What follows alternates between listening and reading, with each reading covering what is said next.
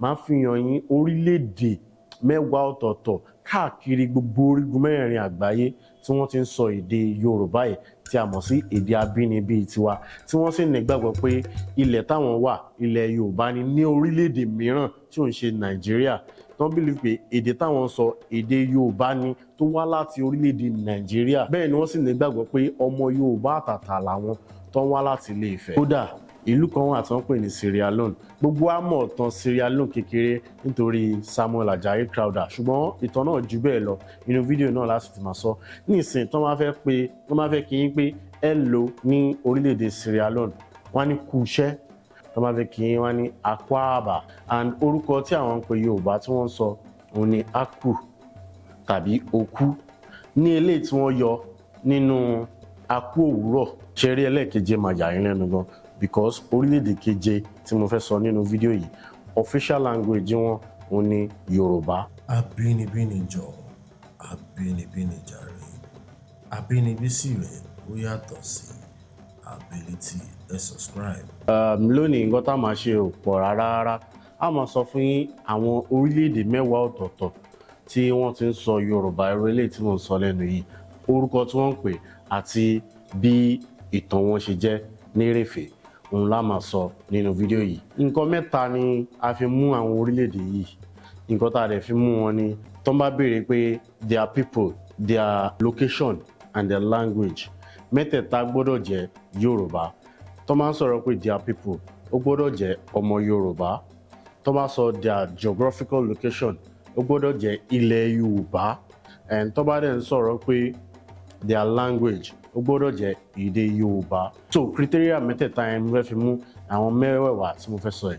And the first one, orílẹ̀-èdè méjì ni máa kó papọ̀ torí àwọn méjèèjì wọ́n ní nǹkan tó jọra wọn púpọ̀. Orílẹ̀-èdè alákọ̀ọ́kọ́ tí máa sọ òun ni Sierra Leone àti Gambia. Ǹjẹ́ mọ̀ pé orílẹ̀-èdè méjèèjì yìí wọ́n ń sọ èdè Yorùbá, orílẹ̀ tí à ń sọ yìí. And orúkọ tí àwọn ń pè Yorùbá tí wọ́n ń sọ òun ni aku tàbí oku. Ní eléyìí tí wọ́n yọ nínú akú òwúrọ̀, akú ọ̀sán, akú alẹ́ tàbí akú ewu ọmọ, akú ewu ọdún. Ní inú greetings làwọn ti yọ orúkọ Yorùbá tí wọ́n jẹ́. So ẹ jẹ́ kí n kàn sọ ìtàn wọn ní kékeré bí wọ́n ṣe bẹ̀rẹ̀ sí ní sọ èdè Yorùbá tí ilẹ̀ wọn sì jẹ́ ilẹ̀ Yorùbá táwọn gangan sì jẹ́ ọmọ Yorùbá. Ní 1807 àwọn ìjọba British wọ́n fi òpin sí ríra ẹrú àti ní títa ẹrú. Bẹ́ẹ̀ sì ni torí àwọn tí ò gbọ́ràn ní ìgbà náà tí wọ́n fẹ́ dẹ́kun ìwà ríra ẹrú àti títa ẹrú, wọ́n wá da anti-slavery patrol sí orí coast West Africa ní ìgbà náà. Nígbà tí wọ́n dà sí tán, àwọn tí ò wá gbọ́ ní ìgbà náà tó máa ti kó ẹrú tí wọ́n ti ń lọ, àwọn Royal Navy wọ́n á lé wọn, wọ́n á mú wọn. Àwọn ẹrú tó máa kó ní ìgbà náà ó ní ibì kan tí wọ́n pè ní Freetown ní ìgbà yẹn. Freetown ní capital Sierra Leone ni mo ṣe bá yín sọ̀rọ̀. Ẹ má rò pé mo sọ pé Sierra Leone àti Gambia ni wọ́n sọ èdè aku tàbí oku. Ìtàn fi yé wa pé àwọn ẹrú tó jẹ́ ọmọ Yorùbá tí àwọn ọkọ̀ ojú omi kó lọ sí òkè òkun, ó ní àwọn British Navy ni wọ́n gbà lẹ̀.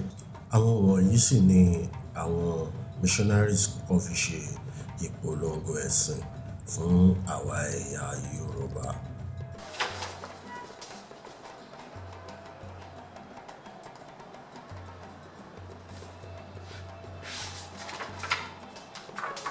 Wọ́n á mú wọn lọ sí Freetown nígbà náà. Freetown ni wọ́n á ti wá kó àwọn ẹrú yìí lọ sí court. Àwọn ẹrú tó máa kó lọ sí court níbẹ̀ ni wọ́n á ti wá dá wọn láre pé wọ́n ti di òmìnira ní tòótọ́. Báyìí ni àwọn Yorùbá ṣe dé Sierra Leone. And mo dẹ̀ lè sọ fún yín pé ní ìgbà náà èèyàn tí ìtàn kọ wípé àwọn Royal Navy gbà lẹ̀ nígbà náà ń lọ sí nǹkan bíi 80,000 people. Ṣé mọ̀ pé population náà really pọ̀ ní ìgbà yẹn.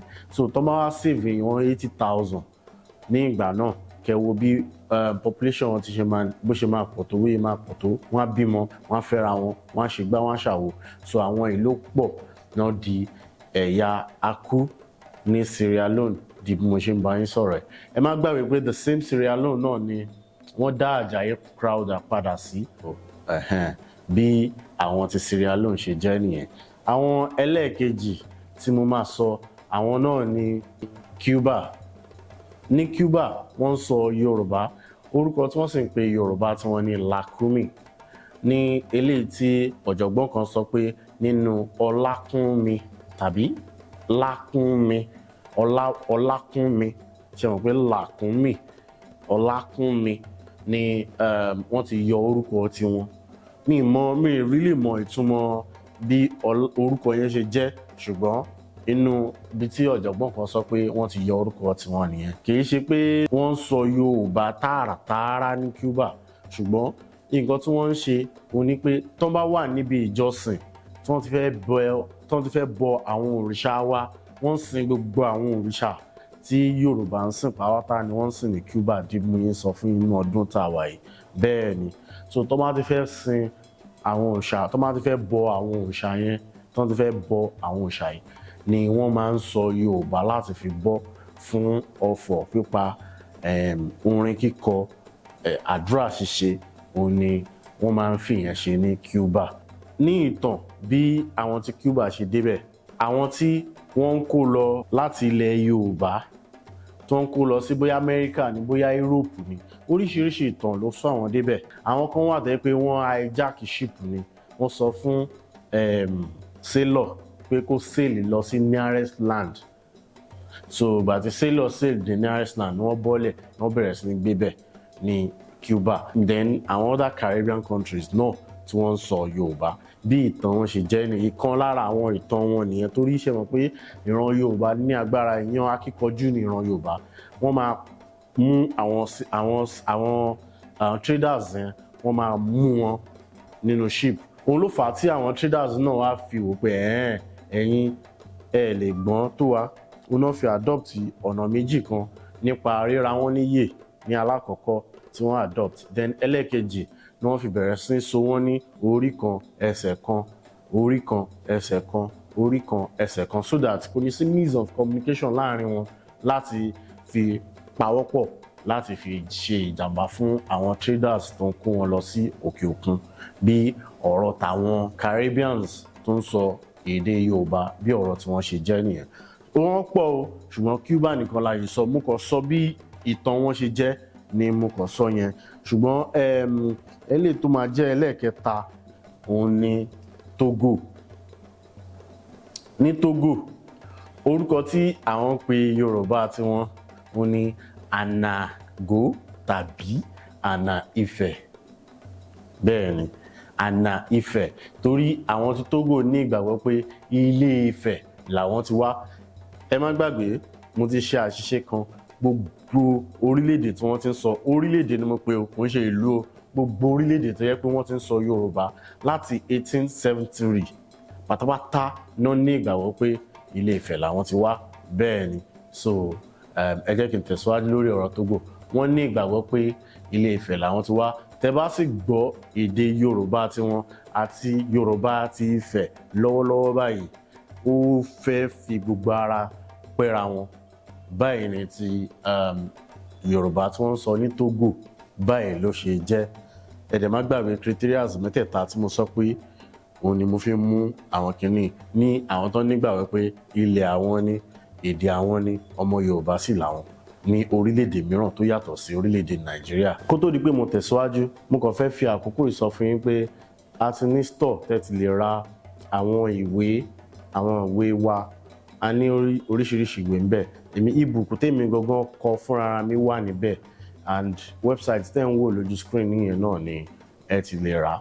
Tó bá dẹ̀ yẹ pé ẹ fẹ́ support wa náà, ẹ fẹ́ fi nǹkan tánṣó, bó ṣe $5 ní, bó ṣe $3 ní, bó ṣe $10 ní, lẹ́kàn fẹ́ fi support wa lóṣooṣù, ẹ lè lọ sórí Patreon wa láti ṣe. Eléyìí máa ràn wá lọ́wọ́ láti lè máa ṣe irú àwọn fídíò yìí lọ. Bí àwa bá tiẹ̀ mọ gbogbo nǹkan tí à ń sọ lórí ìkànnì, ẹ jẹ́ ká rántí àwọn generation tó ń bọ̀ tí wọ́n ní mọ gbogbo àwọn nǹkan tá à ń kọ sínú fídíò yìí. Gbogbo àwọn fídíò yìí máa wà lórí YouTube títí ayérayé ni, as long as pé YouTube wà, ó sì wà the next generation.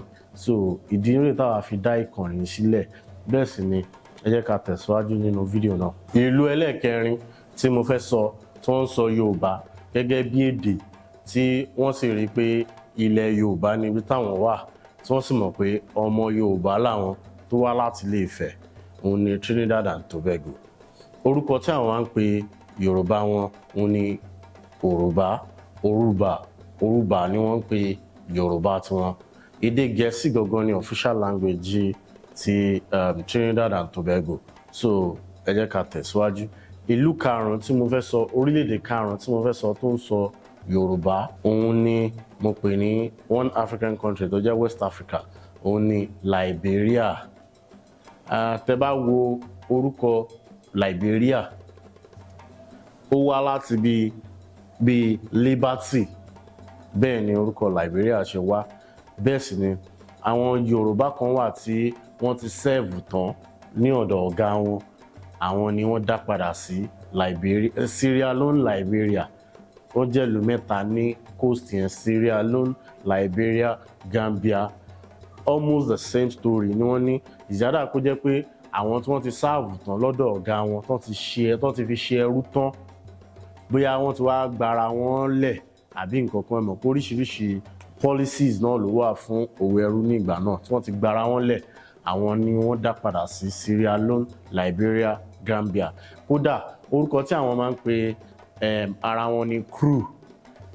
And tẹ́ bá wo àwọn tìyẹn dáadáa, àwọn tó ń sọ Yorùbá nú wọn, etí odò, etí omi làwọn ẹ̀yà yìí máa ń wà. Ìtàn sì fi yé wa pé pẹjapẹja ni ọ̀pọ̀lọpọ̀ wọn máa ń jẹ́. Bẹ́ẹ̀ sì ni àwọn tí mo sì ń sọ fún yín, wọ́n sì wà ní Liberia di mo yín bá yín sọ̀rọ̀ ẹ̀ tẹ́ pé èdè tí mo ń sọ náà ni wọ́n ń sọ. Gbogbo wọn náà ń ṣe àwọn ẹ̀sìn àbáláyé wa gangan ni wọ́n ń ṣe. Wọn gba ẹ̀sìn tó kù táwa gbà níbí, wọn gbà láàyè ní ọ̀dọ̀, which is the Christian and the Muslim. Wọn adopt traditional religion náà ni wọ́n ṣe ń sìn, which is àwọn òòṣà wa, Ògún, Ọya, Ọ̀ṣun, àti bẹ́ẹ̀ bẹ́ẹ̀ lọ. Ifá gangan ni ẹ̀sìn wọn.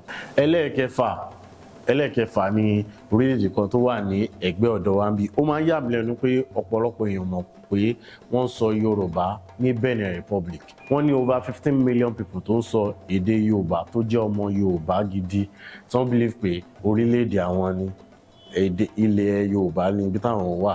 Wọ́n believe pé èdè Yorùbá ní èdè táwọn sọ. Wọ́n sì believe pé ọmọ Yorùbá làwọn tó wá láti ilé Ifẹ̀.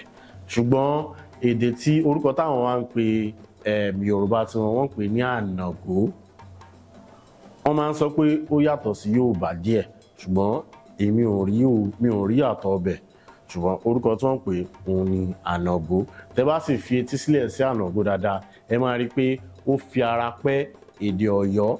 Ṣùgbọ́n àwọn kan sọ pé Anago gangan lórúkọ tí Yorùbá ń jẹ́ gangan láti ìgbà ìwáṣẹ̀. Kódà wọ́n ní Ọ̀yọ́ ní Ọ̀yọ́lé nígbà náà, orúkọ èdè wọn náà ni Anago. Ṣùgbọ́n ìyẹn ò ń ṣe ọ̀rọ̀ ọjọ́ ìní, ọ̀rọ̀ ọjọ́ mìíràn ni. So tó bá jẹ́ pé ìgbà àkọ́kọ́ yín rè lórí ìkànnì, ẹ jọ̀wọ́ ẹ bá mi subscribe sórí ìkànnì. A máa ń rán ara wa létí ibi tá a ti ń bọ̀, ibi tá a dé àti ibi tá a ń lọ gẹ́gẹ́ bí ojúlówó Yorùbá. Ara àwọn nǹkan tá a sì máa ń ṣe ní orí ìkànnì náà lélẹ̀. A máa ń lọ káàkiri oríṣiríṣi ilẹ̀ Yorùbá. Kódà nígbà tí a bẹ̀rẹ̀ sí ní tò àwọn ìlú yìí, àwọn fídíò yìí tá a bẹ̀rẹ̀ sí ní so papọ̀, a ní ìgbàgbọ́ pé gbogbo àwọn ibi tá à ń sọ ẹ̀ náà la gbọ́dọ̀ dì, torí àwọn nǹkan tá a máa ń ṣe lórí ìkànnì náà ni. So ẹ jẹ́ ká tẹ̀síwájú. Ẹ bá mi like fídíò yìí, ẹ subscribe sí wa. Abínibí ni orúkọ tá à ń jẹ́ ní apá tọ̀dọ̀ wa ń bì. Bẹ́ẹ̀ sì ni inú ààfin wa níbi tí a wà yìí. Èmi ni kábíyèsí ààfin. Ẹ jẹ́ ká tẹ̀síwájú. Ìlú keje tí mo fẹ́ sọ, ó dàbí pé ọ̀pọ̀lọpọ̀ èèyàn ti gbọ́n pa ẹ̀, ṣùgbọ́n wọ́n máa ń rò pé bóyá irọ́ ni, òótọ́ ni, irọ́ ni, òótọ́ ni. Ìlú keje ni mò ń pè ní Brazil. And mo dẹ̀ lè sọ fún yín pé ìlú keje yìí, òun Yorùbá jẹ́ ọ̀kan gbòógì èdè wọn, which is Yorùbá is official language ní Brazil. Yes, ní 2018 ni Ọọ̀ni of Ifẹ̀ gbìyànjú láti lọ síbẹ̀ láti bá àwọn ìjọba wọn sọ̀rọ̀ pé kí wọ́n sọ èdè wa di official language ní ilé tí wọ́n sì gbọ́ sí Ọọ̀ni lẹ́nu. Àwọn náà ní ìgbàgbọ́ pé ibi táwọn wà yẹn ilẹ̀ Yorùbá ni. Wọ́n pe ibẹ̀ yẹn ní ní Brazil, dúdú ló pọ̀ jù níbẹ̀. Ibẹ̀ ni ó jẹ́ ibi tí dúdú pọ̀ sí. Ṣé mọ̀ pé dúdú àti funfun ló pọ̀ jù ní Brazil. Ibẹ̀ ni dúdú náà pọ̀ sí jù. And tẹ́ bá dẹ̀ wo official language wọn ní Brazil is Portuguese. Bẹ́ẹ̀ ni, and tẹ́ bá wo àwọn tó kọ́kọ́ fojú gan ní ẹ̀yà tí ń jẹ́ Yorùbá, Portuguese náà ni.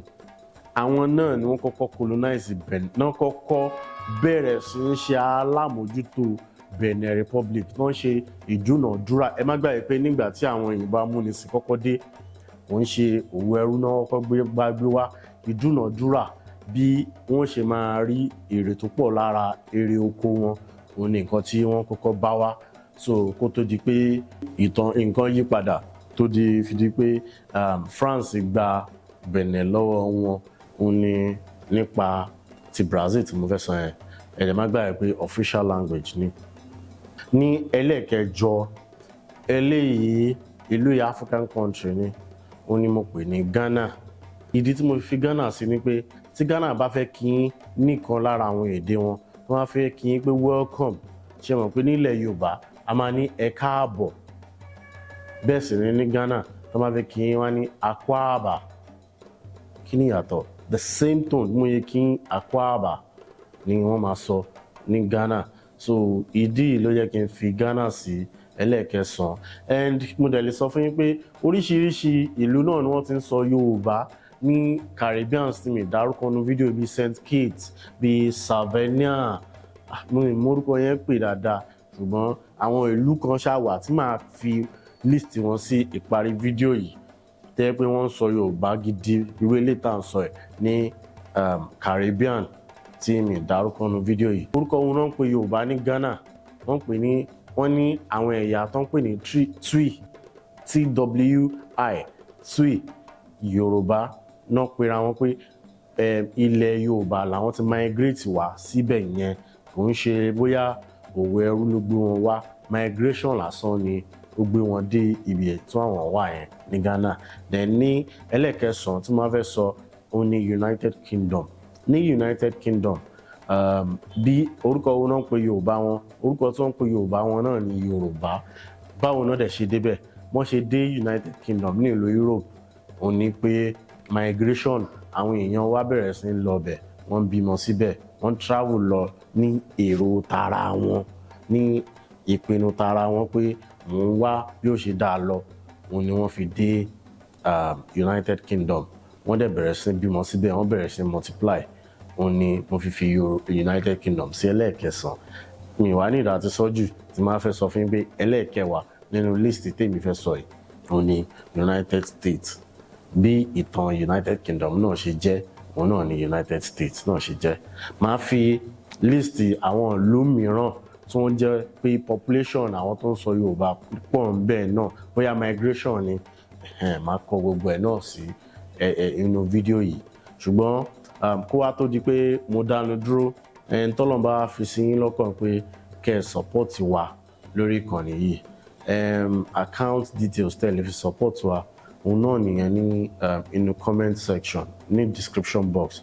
Account details Nigeria ni ó wà ń bẹ̀, and ẹ lè support wa láti jẹ́ kí a lè máa múrò àwọn fídíò yìí wá fún yín lóòrèkóòrè ní ìgbàkúùgbà. Ní ọ̀la òde yìí mo ń lọ sí another ilẹ̀ Yorùbá láti lọ bèèrè ìtàn ògidì Yorùbá wá láti bẹ̀. So gbogbo àwọn owó yìí náà la máa fi ń rin gbogbo àwọn ọ̀rìn yìí láti lè máa dá yín ní ara yá, bẹ́ẹ̀ sì ni ká ti lè máa kọ́ yín ní ẹ̀kọ́ kan tàbí ìkejì nípa èèyàn tí a jẹ́ gangan. So kò ní jù báyìí lọ. Orúkọ tèmi ni Joe Adétọ̀nà. Ẹ sì má gbàgbé láti fẹ́ràn ara yín púpọ̀. Fídíò míì tí mo fẹ́ kẹ́ wò, òun ń jáde lójú screen yẹn nípa Ọ̀yọ́ ilé, òun ni ìtàn tó wà ń bẹ̀.